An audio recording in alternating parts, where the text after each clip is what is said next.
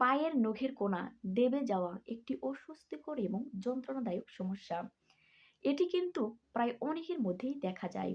এই সমস্যা হলে কিন্তু অনেকেই অস্বস্তিতে ভুগে থাকেন। পায়ের নখের কোনা দেবে গিয়ে ইনফেকশন হয়। অনেকের আবার পায়ের নখের অর্থাৎ মাংসর ভিতরে বা চামড়ার ভিতরে কিন্তু ইনফেকশন তৈরি হয়ে অনেক যন্ত্রণা শুরু হয়ে যায়। নখের কোনা দেবে সংক্রমণের অন্যতম কারণই হচ্ছে নখ কাটার ধরন। যদি আপনি সঠিকভাবে নখ কাটতে না পারেন তাহলেই কিন্তু নখের কোনা দেবে যেতে পারে।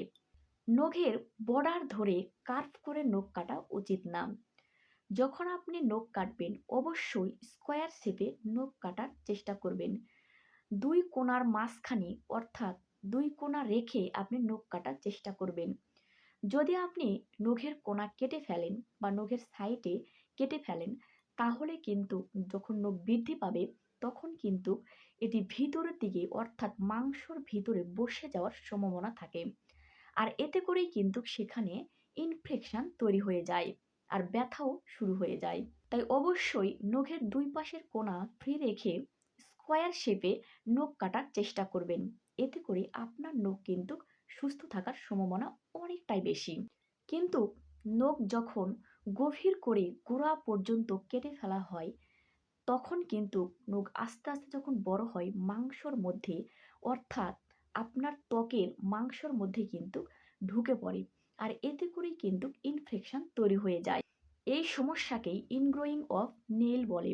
নখের কোনা ত্বকের ভিতরে ঢুকে গিয়েই ইনফেকশন তৈরি হয়, ব্যথা অনুভূত হয় এবং অসহ্য যন্ত্রণা হয়ে থাকে।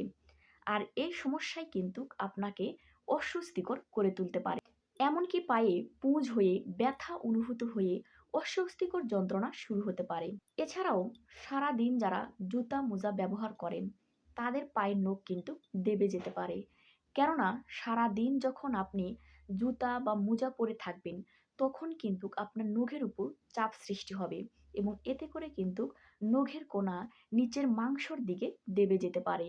আর এতে করেই তৈরি হতে পারে ইনফেকশন। আর দীর্ঘ সময় যখন পায়ে মোজা পরা থাকে তখন কিন্তু পায়ে বিভিন্ন ধরনের ফাঙ্গাস ইনফেকশন ইত্যাদি দেখা দিয়ে থাকে। আর এসব কারণে আপনার পায়ের নখ কিন্তু আস্তে আস্তে দুর্বল হয়ে পড়ে। পায়ের নখ যখন আস্তে আস্তে বড় হয় তখন কোনাগুলো কিন্তু দুর্বল হয়ে আসে। তখন কোনাগুলো দুর্বল হয়ে কিন্তু মাংসের মধ্যে ঢুকে পড়ে। আর এতে করে শুরু হয়ে যায় ইনফেকশন। নখ যখন বড় হয়ে যায় তখন কিন্তু কোনাগুলো দুর্বল হয়ে যায় এবং ভিতরের মাংসর দিকে নখের কোনাগুলো বসে যায়। আর এতে করেই তৈরি হয় ইনফেকশন। ডায়াবেটিস রোগী ওয়েট লিফটিং করে এবং যারা জিম করে যাদের ওজন অনেক বেশি তাদের কিন্তু পায়ের উপর অধিক চাপ পড়ে। আর এতে করে কিন্তু পায়ের নখের কোনা ভিতরের দিকে দেবে গিয়ে ইনফেকশন তৈরি হয়ে থাকে।